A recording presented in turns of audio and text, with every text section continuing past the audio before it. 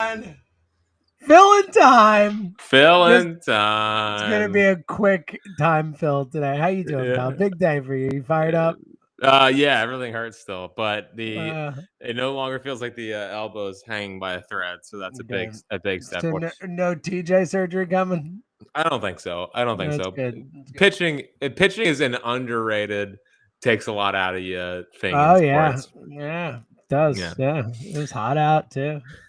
Yeah, it seemed, dude, it was weird. There's obviously a crap ton of people there, but that was a lot. Yeah, I really didn't notice. I was like only looking. Look at you! The catcher. Look at you! What a pro! Total pro. It wasn't my first rodeo in that kind of crowd. Okay, let's roll. All right.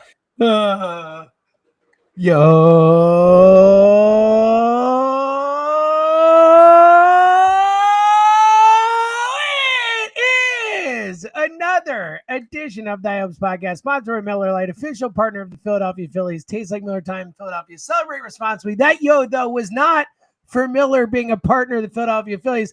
It's for Miller Lite being a partner of this podcast, hosted by one Mr. Jack the Big Dog Fritz. What up, pal? How you doing? Last time we recorded a pod on this type of situation was a lot less fun, lot more of a dour type of pod. How you doing? Yeah, one of us is looking for a way out, and no longer need to worry about that. We got everything. We got everything back on track. So, it was pretty insane day. Was surprised it went 8-0. I thought at least there'd be a walk in there. I did too. You threw strikes. You got to cut. I think the ump gave you a couple calls maybe, but not many. For the most part, I thought you threw strikes. I thought there were like two pitches that were a little high that he called a strike. But there were coin flip calls. Coin flip. But for the most part, you came in, you just threw strikes, and it worked as we expected. I was definitely worried that he was gonna call those balls. I was like, that's close. I know. The second pitch, I was like, ooh, he gave it to you, do a 2 count, got you off on a good foot. It was good. Yeah. So, it was. I realized early I didn't need to throw that like super hard. I just needed to throw strikes. Yep. That's what I said. I was like, if you throw strikes, you're gonna beat him. Like he's not gonna hit 70. He just won't. And I think it was above 70. I think it's probably like 72-ish, if I had to guess, 74, somewhere in that range. Like there's times where I like try to throw it harder, and the last one, the high heat was pretty fast. I don't know what it clocked at, but when you went all out with the high heat at the end and got him to swing and miss, you went for it there. You could see it. Leave it all on the field. You did. The biggest thrill for me was being able to come out to Rooster and pretend I was Zach Wheeler. I saw, buddy. I saw. I was pretty excited about that. That and Trey Turner wishing you good luck. Probably those two are the biggest thrills. Wow. No big deal. Just Trey Turner. Shout out to Elliot Short Parks. A great idea from our guy Elliot. He seems to be all over the Trey Turner Jack Fritz. He is like the avatar of it. He's like your Cupid or something, Sure. Yeah, that's what everyone's saying. But I do think of Elliot as a little true McMahon, with wings and whatnot. Yeah. By the way, we gotta talk to him about whatever. You're not on Instagram, but no, I'm not. Is he going wild? He said he's in his lad era. That's what he told me. Jeez, that's like one of the most disgusting sentences I've ever heard. He said I was in my lad era. I'm like, I'm proud of you, buddy. You gotta see the word lad. I'm a fan of the word lad. Lad is great. Calling someone like going out with the lads, like that's strong. I think lad should be brought back. I do agree. I agree. Absolutely. Yeah. No, we got like the hair is it's a really tough hair look. Is he doing the I think he sent all me a picture. forward. Yeah. So I haven't seen the Instagram, but he sent me a picture of him and Kristen the first night of Oasis, and it's like, what are you doing? It's like he's got bangs or something. It's very strange. You're not British. You know what he's doing? He's fitting in. He's a chameleon. Elliot wants to be loved. He wants everyone. You wouldn't think it. That's the funniest thing about Elliot because he says some things that piss people off, and he seems to have no problem making people angry. But Elliot truly, at his core, just wants everyone to love him. That's the truth. He just wants to fit in and be a part of the crowd and do his thing, you know? No, but that haircut is straight out of Gen Z. Like It's wild. What are we doing? You're basically 40 by this point. So pretty close to 40, yeah. Not to make this about Elliot, but yeah, it was a pretty surreal day, pretty fun day.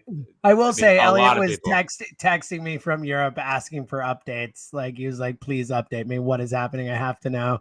Yeah. He was very in your corner, very pro Jack. So he was thrilled. Good bet to make on at least that day. I did. Well, I told him the first update I gave him was Jack got the first 2 outs and he's going to win. I literally wrote him that. I'm like, Jack's going to win. I was like, Joe's no chance. I knew it. It was immediate. Like you could just tell.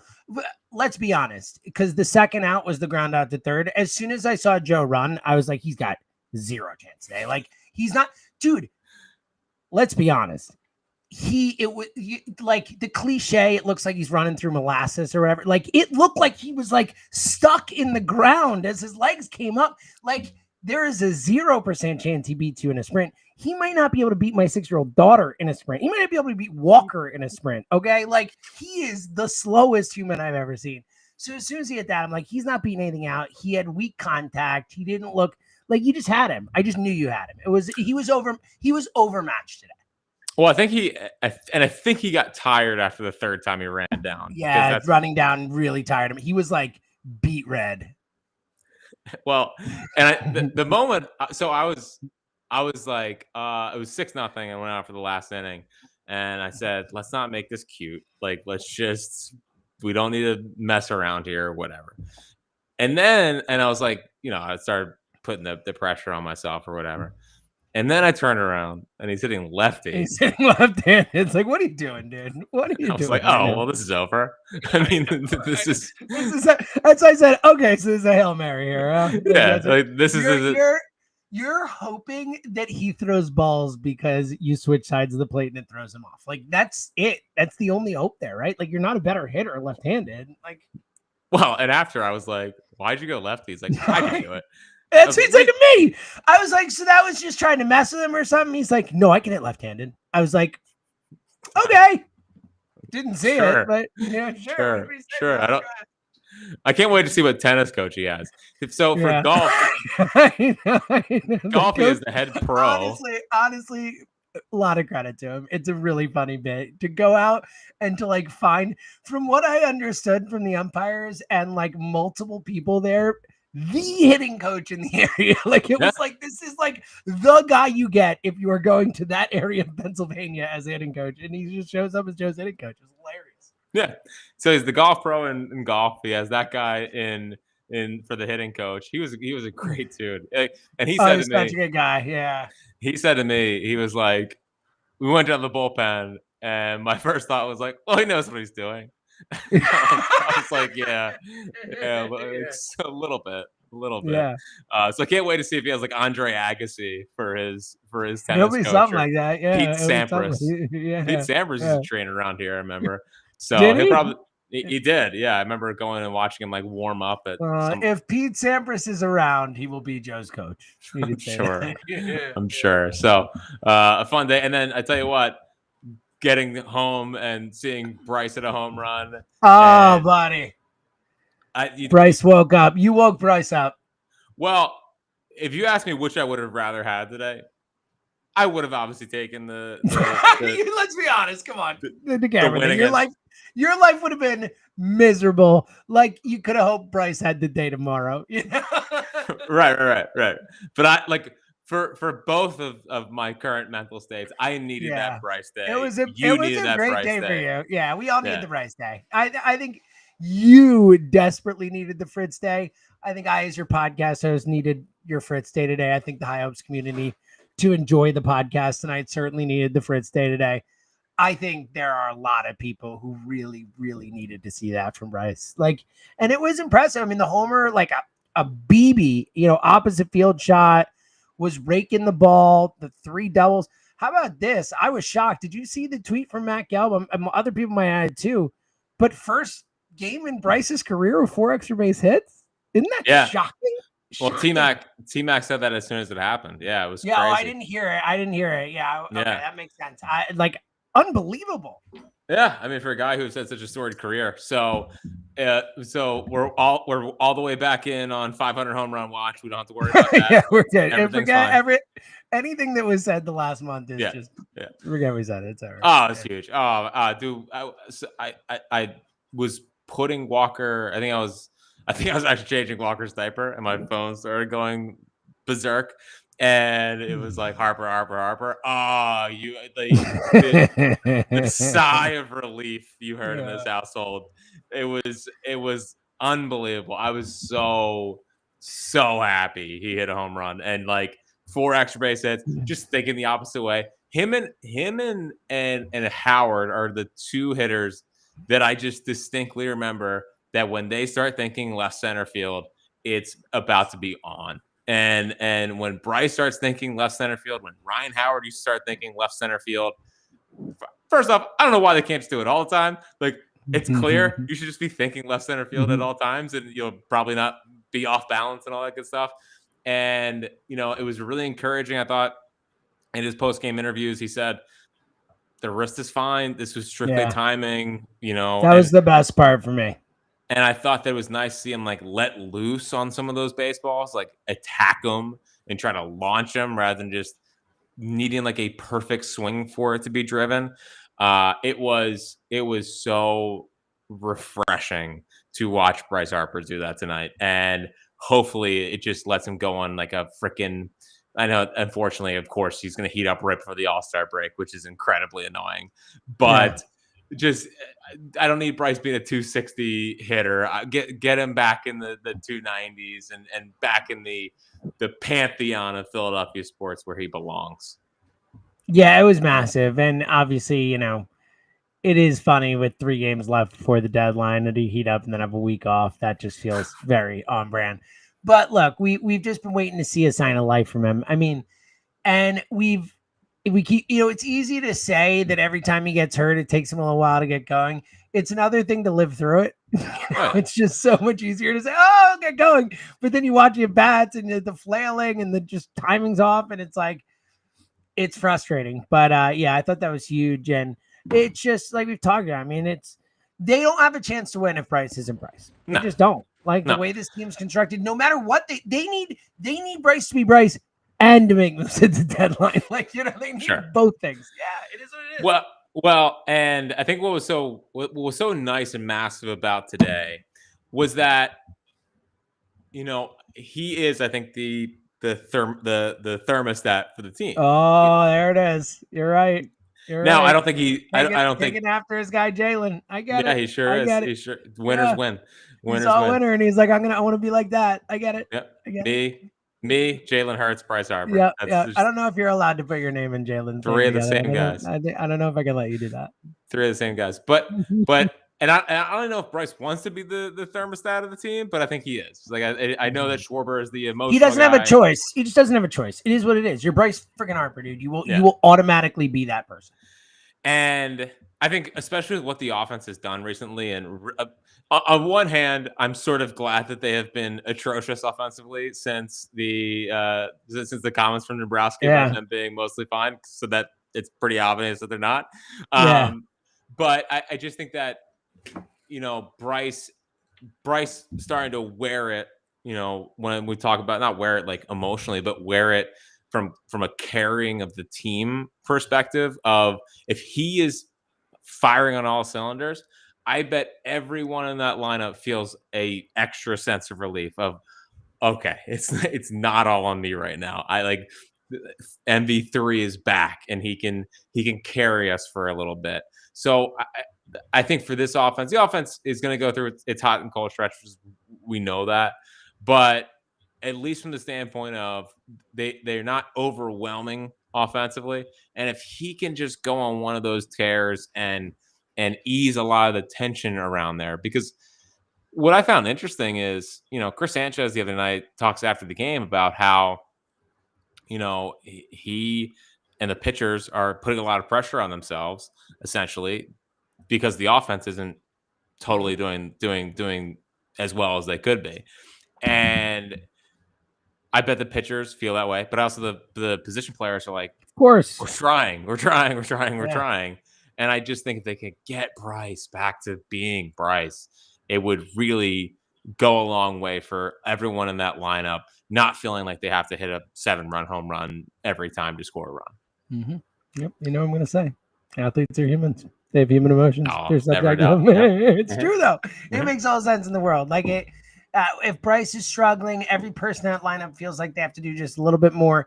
And we know baseball and golf, ironically, the two games that you played against DeCamara, those are the all-time games of when you try to do more, you end up with less. Like, that's the way they work. It's really hard to try and do more and end up being the right thing to do. You need to just play your game and keep your approach the same way and keep your mechanics the same way and all that stuff. When you start to press, that's when you fall out of rhythm, you fall out of timing, you fall out of whatever. So, it's huge. All right, one more good before we get to some of the bad from the last couple of games. Oracle Park, like, it was nice to see 13-0. Like, never again. Like, I hate that place. It's one of those things where you go into it, and I must have not remembered whatever the numbers were last year because they weren't good, obviously, last year either, just thinking about it. But you go and you're like, man, really feels like we always suck here. And then it's like, 1 for 10 in the last 11. And it's like, and then these numbers keep popping up. It's like, we really, really suck here. But I think the other thing from today, obviously Harper and just the lineup getting going was great to see. And obviously the run differential. I mean, honestly, what a huge series. We outscored them by like 12, 11 runs. What a win. But Zeus, like, let's give a little shout out here. Obviously it's a little easier to keep pitching and keep going when the runs keep piling up, but had been struggling. I thought he was awesome today. Gave him innings too, which was nice, which was helpful as the game went on. 7 shutout. Much needed. Especially after yesterday, like, much needed. I thought that was really, and look, I know that he's not going to be lights out the rest of the season. We know there'll be up and downs, but it's just good to see, like, every time you kind of worry that he's going to kind of hit this wall or this, arm, like he just can't do any more innings or he's not going to be as effective. And every time I see him go back out and after one of these or two of these bad starts and look like that again, it's like, all right, sigh of relief for now, at least. Yeah, exactly. Yeah, it was huge. And he, like, when he is ahead and he can get to 1-2 and then go to his plethora of punch out pitches, totally different pitcher. When he's 2-1 and he has to that fastball, that's when the foul balls start happening, or that's when he misses. And all of a sudden, like, I just think that he has to be in the zone early because he doesn't have unbelievable command. He has stuff, but he doesn't have command. And I just, when he gets 2-1, I worry about him getting back into the count instead. He just, like, gives them away. So he was in the strike zone all day, found the changeup late, huge, and definitely, like, the biggest thing they needed today was some length because the bullpen is hanging on by a thread right now. Are they hanging on? Maybe. I guess they could be faltering at the same time. So but yeah, Luzardo huge from that standpoint. And he's had such a weird first half because you look at the overall number, it's like, what, 4.14? Yeah, but you take out a couple of those starts and it's like a 2, Like, I think if you said before the year Luzardo had a 4.14 ERA in the first half, you would say, well, he's been a disappointment. But I don't really think he's been a disappointment. I think he's had obviously some horrible starts, but for the most part, he's been really, really good. It's just that everyone in the rotation ahead of him has been ridiculous. So, an odd first half from Jesus. We'll see what the second half brings. I don't think he's going into the bullpen until the end of the year. Like, I don't think he's going to the bullpen until the playoffs even start. Yeah. Because if you get to the first round, you're probably going to need him in the second round. And we'll see where Nola is. But at least from the standpoint of, doesn't look like his arm is dying on us. It was a big start from Jesus Luzardo from that standpoint. You just mentioned the bullpen. I think that, if you're going to look at the first 2 losses, I think, look, there was, especially in that first game, there was bad defense, there was bad at-bats, there was bad base running. I mean, you could point to a lot of things. But I think the sum of the 2 games, you look at the Kirkering inning and, bad umping as well, too. But he did hit 2 guys that inning. You look at Romano, obviously, in game 2 and the unbelievable way a baseball game ended. We don't need to talk about it any more than that. Look, we know this bullpen isn't good enough. it's starting to feel like all the innings that they've had to use these guys for, especially, Kirkring and Romano. And Kirkring's been good, but like there's no one that you can really, Tanner Beck, Jack. Our guy. After Ryan Kirkring, I might feel as confident with Tanner Banks coming into a game with anyone else in the bullpen. That's the point we reached. I don't feel comfortable. I'm just saying, that's where we're at. How do you feel about this pen after San Francisco? And look, I do think, you mentioned something like Luzardo going to the pen, that could change everything if he's good there and if he could do it. And I said, there's all kinds of, they're going to make moves, but is there any way you can trust Romano in a big spot? Is there any way you could trust anyone other than Kirkring in a big spot right now? No, that's a pretty simple, quick answer. Absolutely not. All right, let's move on. Romano got screwed last night. I know that. We've talked about this a million times on this pod, coming in for a big spot and getting big outs in the 8th inning or the 7th inning. Even if it's only 5 pitches, it's hard to go sit on the bench and come back out and ratchet it back up. This is a Fritz theory that I feel has been proven true over and over and over and over again. This might be wrong. It could 100% be wrong. Is the term Occam's razor when you have a tough decision? You could have gone to an Occam's razor. Occam's razor is that the simplest solution or answer is usually the correct one. Okay, so this kind of works. All right, it kind of works. Good. You could be sitting there last night saying, well, why didn't you just give the ball to Joe Ross in the 9th? Gee, I don't know if you watched Joe Ross. Or you could just see if Romano can do it. Because that was a situation they were presented with. Kirkring, it was good as here, I guess, that he came in today and he felt like everything was fine. But still, the fact that he was that was all my first thought was, well, guess what? If Kirkring was great, terrific, just shut it all down. Yeah, sell the deadline. Just sell the deadline. What's the point? What's the point? So it was a bit of a tough spot for Jordan Romano.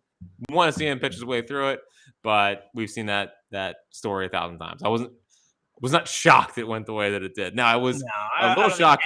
Any of us were. We were just bummed. A little shocked it was a walk-off home run inside the park style by a catcher. Yeah. Mm-hmm. Yeah. So that was a bit of a surprise. Well, it's like Brandon Marsh, why are you trying to run into the wall? It made no sense, dude. Where are you going there? At what possible way could the ball hit off that wall that you running full speed towards the ball at that angle would work out? He's never struck me as the smartest Philly. He clearly must have failed geometry or physics or any of this stuff. What are we doing here, man? Anyway. Have a feel.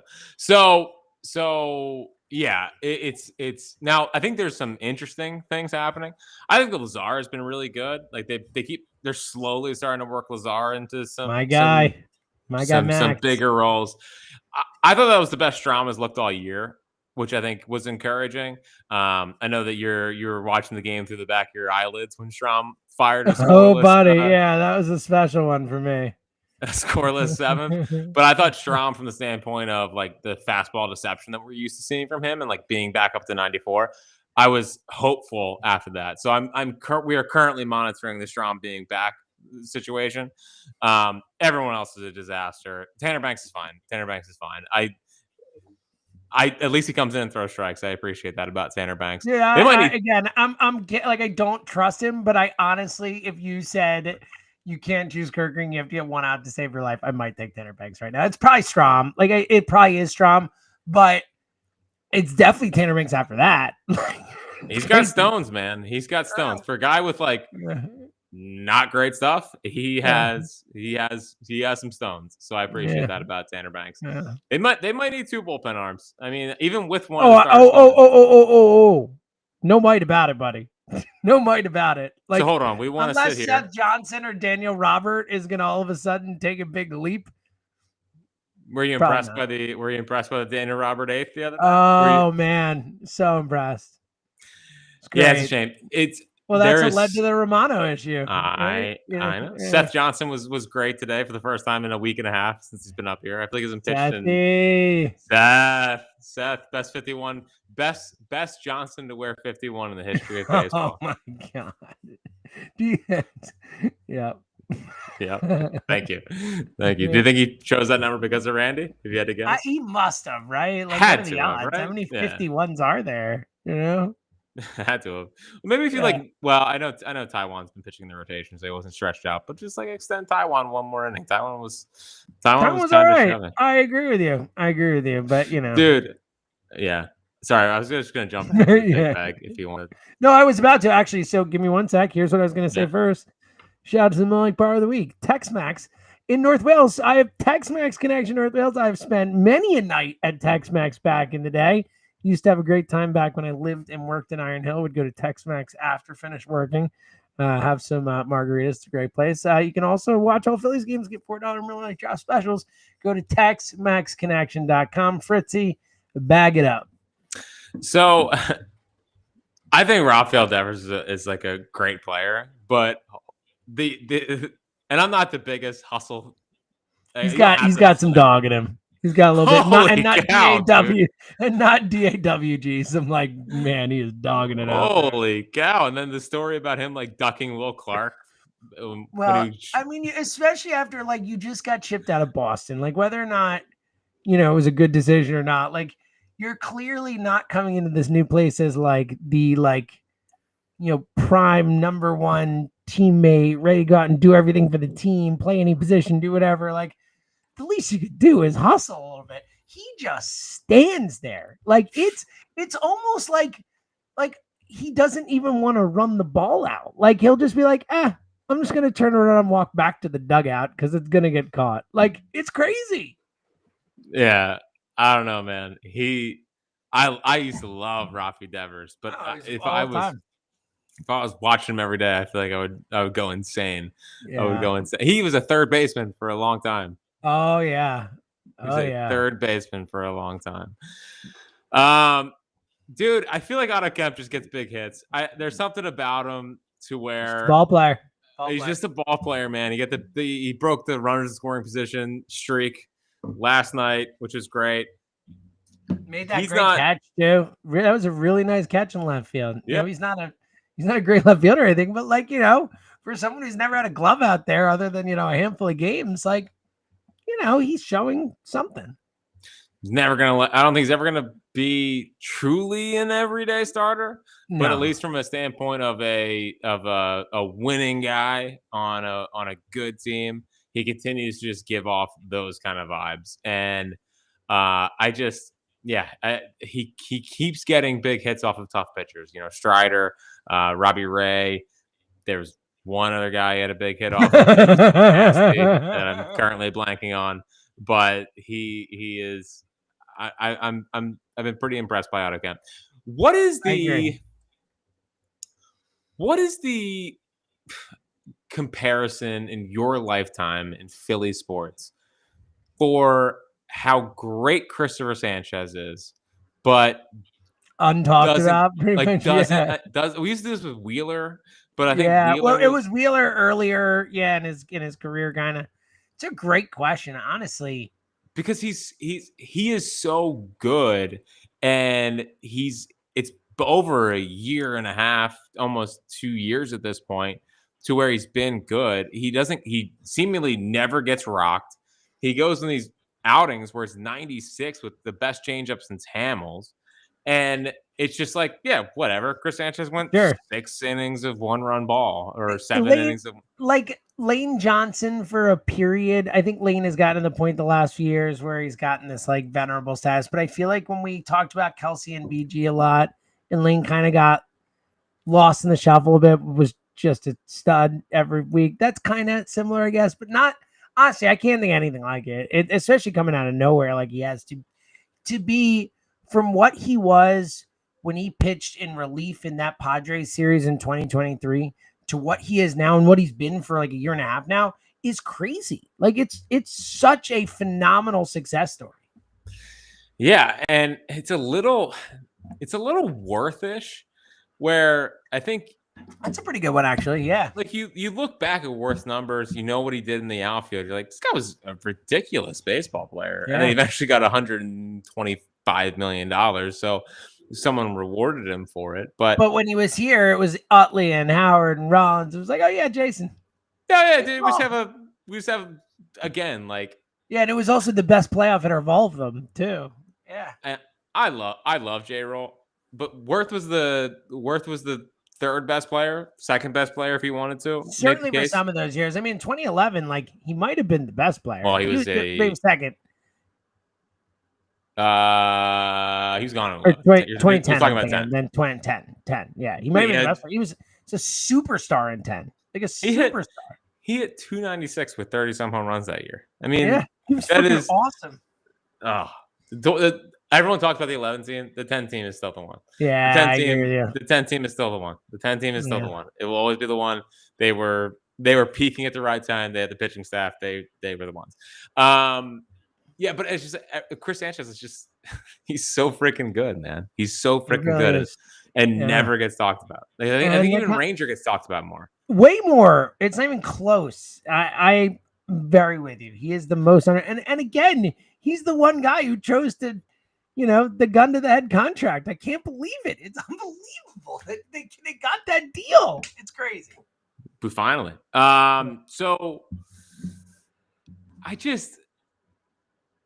how long can they do the thing with Kepler where he goes through month stretches where he's hitting 170 something, and with how well Marsh is playing, Marsh had a hit off a lefty today that was great to see, and Rojas on Tuesday night last night, he caught a couple balls in the gap, and I'm like, can you please just hit?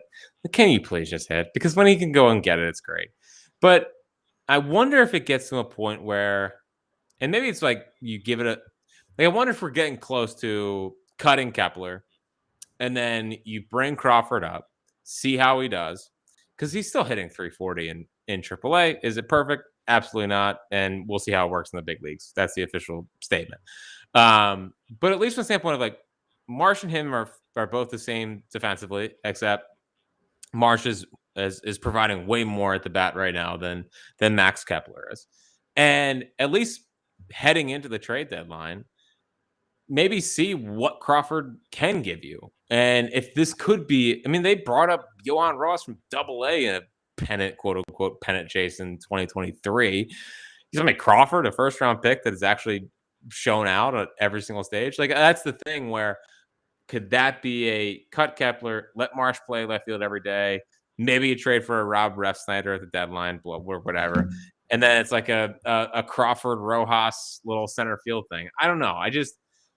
I don't know how long you can continue to roll with the like Kepler in the lineup thing. You can't take a team seriously with him batting sixth in your lineup. I'm fully out on Kepler. DFA him tomorrow for all I care. I couldn't be more out on the guy. Look. I just don't enjoy watching him play. Yeah, that's what it is. And he's not good. A lot of weak contact. But when he squares one up, it ain't bad. Yeah, no, he's hit some bombs. JT out of nowhere is up to like 258. Well, also, I mean, the numbers are like the righty lefty thing is weird. It's so weird, yeah. He's got the second highest average in the National League against right-handed pitching. That's what they said on the broadcasts. Maybe it was like with runners on, maybe it was runner in scoring position or something like that. But like, I think it wasn't. They said 303, which I doubt like that would be the second highest average with runner in scoring position. Either way, something like that. He's been crushing righties. And I think he has 6 total hits against lefties. Heading into the game against Abbott, I believe, on Friday, he had a 3-something OPS against lefties. So, that's not good.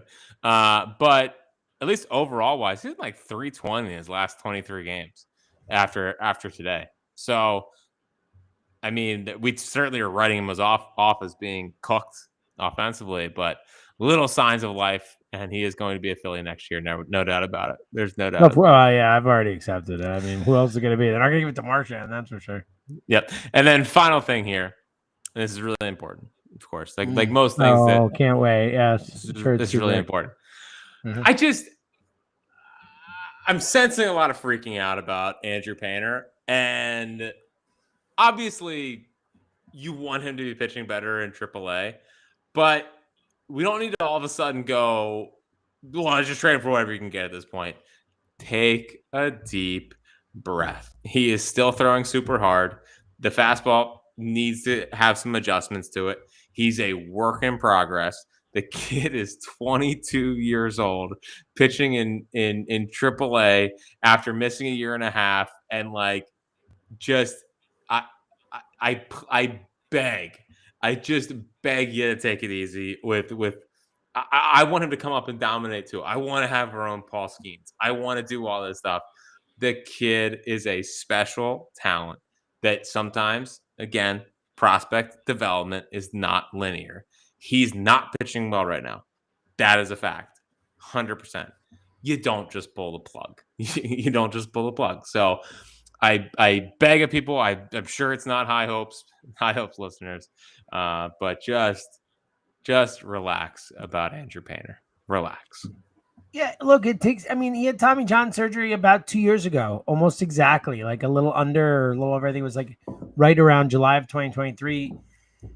It takes time, especially at 22. Like, the velocity's back. That's huge. It's going to take time for him to get back to exactly where he was with the control, with all of it. Like, this is his first work back this season. I'm so far from being concerned about where Andrew Painter's at. I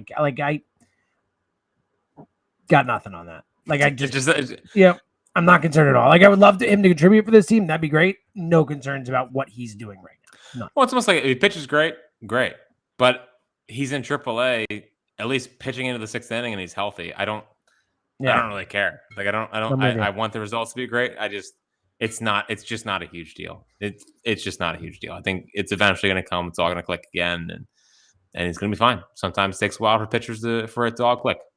So that's it. Love it. All right. Who we got this weekend? Padres. Oh yeah, double Padres, right? Dude, Ranger, Wheeler Sanchez before the All-Star break. That's gonna be great, and I'm in. I love West Coast on the weekends because I can actually watch. Why do we do this though? We did it with Toronto, with the Padres. Like, could we spread it out? Like, I would love to play the Padres in August or something, and not like right after we played them. It's so like, it's just dumb scheduling. It's like not fun, but whatever. It is what it is. All right, we'll be back after the weekend. Draft is Sunday night. Draft Sunday. Yeah. We're gonna figure that out. Get excited! Yeah, 26th pick. Who are you guys? Josh Hammond, and who's the other one? Sean Gamble. Monitoring the Daniel Pierce situation. I'm in on Hammond, as we said, the Jurassic Park connection. I'm fully in on Josh Hammond. That's my guy. Didn't know there was a Jurassic Park connection, but I told you last time I just watched Jurassic Park, and the John Hammond. It is incredibly loose. The character's named John Hammond, and this is Josh Hammond. There's no connection, but I'm going with it. All right. You got anything else? No. Can't wait for the draft. I cannot wait for the draft. I can't wait for tomorrow for you to get to go in. I know you got to a minute today. It was a short show. You deserve a day. No, believe me, we're not going to be able to milk this like we milked golf. No, I know. A week and a half. It's a shame. But that was awesome, Day. You did what you had to do. I'm proud of you, buddy. That was great. Yeah, we had right back on track. The big dog. All right. We'll talk to you guys after the weekend. Until then, he's the big dog. I'm Seltzer.